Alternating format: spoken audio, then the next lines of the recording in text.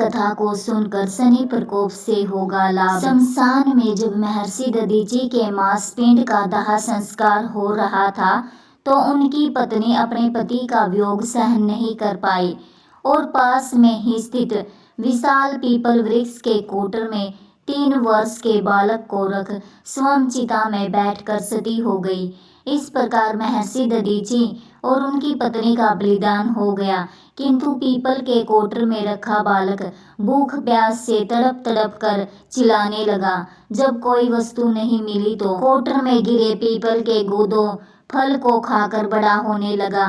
कालांतर में पीपल के पत्तों और फलों को खाकर बालक का जीवन येन केन प्रकारेण सुरक्षित रहा। एक दिन देवर्षि नारद वहां से गुजरे। नारद ने पीपल के कोटर में बालक को देखकर उसका परिचय पूछा। नारद, बालक तुम कौन हो? बालक, यही तो मैं भी जानना चाहता हूँ। नारद, तुम्हारे जनक कौन है?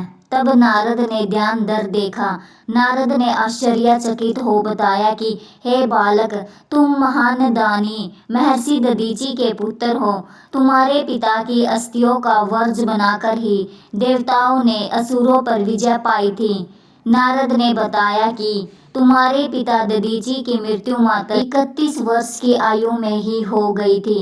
बालक, मेरे पिता की अकाल मृत्यु का कारण क्या था? नारद, तुम्हारे पिता पर शनिदेव की महादशा थी।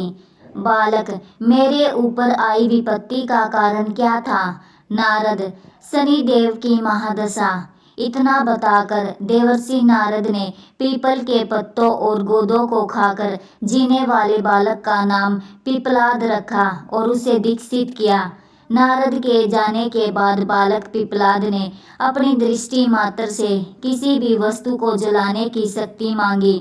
ब्रह्मा जी से वरदान मिलने पर सर्वप्रथम पिपलाद ने शनिदेव का आह्वान कर अपने सम्मुख प्रस्तुत किया और सामने पाकर आंखें खोलकर भस्म करना शुरू कर दिया।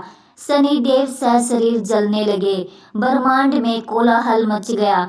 सूर्य पुत्र शनि की रक्षा में सारे देव विफल हो गए। सूर्य भी अपनी आंखों के सामने अपने पुत्र को जलता हुआ देखकर ब्रह्मा जी से बचाने हेतु विनय करने लगे।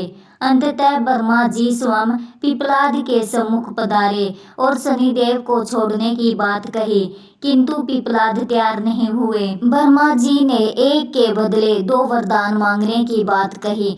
तब पिपलाद ने खुश होकर निम्नवत 2 वरदान मांगे। जन्म से 5 वर्ष तक किसी भी बालक की कुंडली में शनि का स्थान नहीं होगा, जिससे कोई और बालक मेरे जैसा अनाथ ना हो।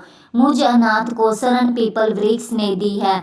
अतः जो भी व्यक्ति सूर्योदय के पूर्व पीपल वृक्ष पर जल चढ़ाएगा, उस पर शनि की महादशा का असर नहीं होगा। ब्रह्मा जी ने तथास्तु कह वरदान दिया।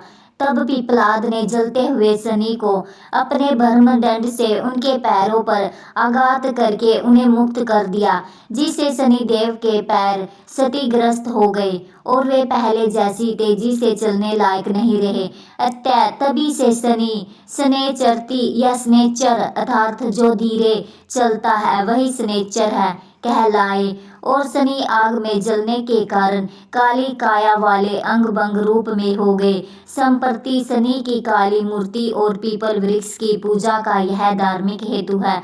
आगे चलकर पिपलाद ने प्रश्न उपनिषद की रचना की, जो आज भी ज्ञान का वृद्ध भंडार है। कहानी सुनने के लिए आप सभी का बहुत बहुत धन्यवाद। ओम शम शनैश्चराय नमः।